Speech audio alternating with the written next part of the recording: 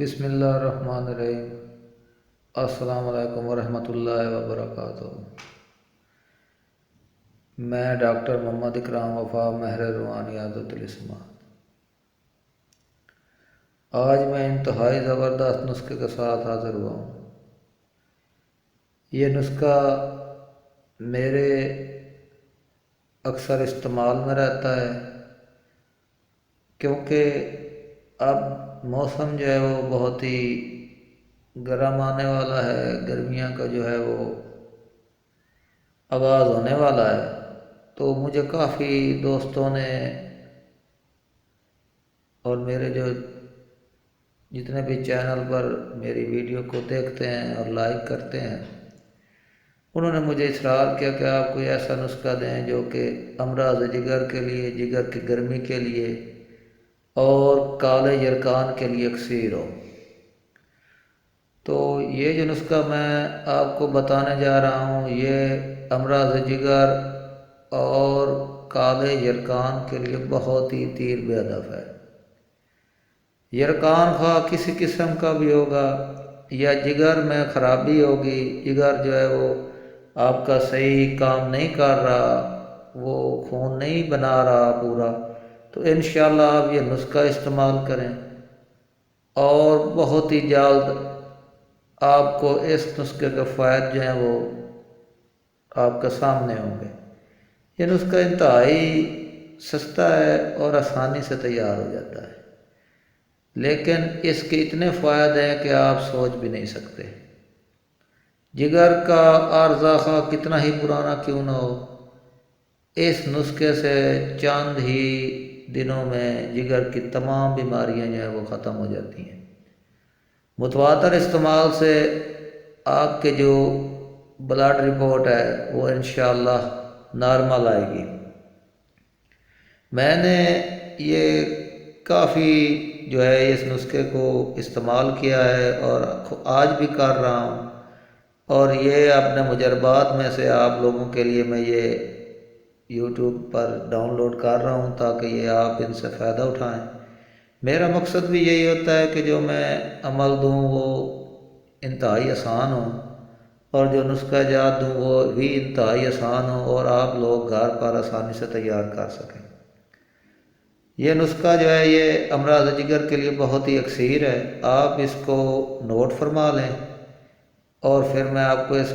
اس کی جو نسخے کی بنانے کی ترکیب بھی بتاتا ہوں، اور آپ کو اس کا جو استعمال ہے وہ بھی بتاؤں گا۔ آپ جو ہے ویڈیو یہ پوری دیکھا کریں تاکہ آپ کو مکمل سمجھ آ جائے، کیونکہ بعض اوقات رابطہ نہیں ہو پاتا یا آپ کے میسیجز کا جو آپ کرتے ہیں ان کا رپلائی دینے میں مجھے دیر ہو جاتی ہے، تو آپ کو پرابلم نہ ہو، آپ ان کو جو بھی میں کہوں ان کو تمام باتوں کو آپ اچھی طرح سمجھ لیا کریں، ویڈیو کو پورا دیکھا کریں، مہربانی ہوگی۔ تو نسخہ نوٹ فرما لیں۔ آپ نے جو چیزیں لینی ہیں وہ ہے ریون چینی، شورہ قلمی، نوشادر، یہ تین چیزیں آپ نے لینی ہیں بازار سے۔ ریون چینی، شورہ قلمی، نوشادر، یہ آپ تینوں چیزیں جو ہیں وہ برابر وزن لے لیں